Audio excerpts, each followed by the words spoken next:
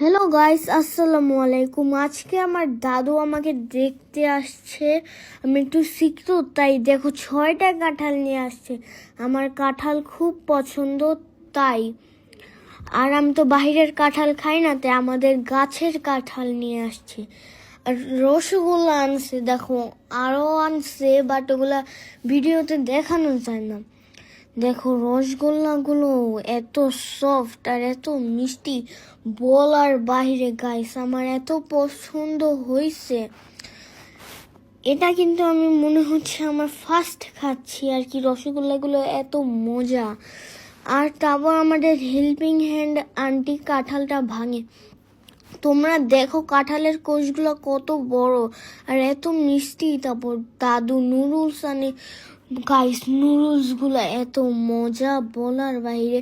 তারপর মম পাবদা মাছ রান্না করে আর করলা ভাজি রান্না করে। তো গাইস বাই।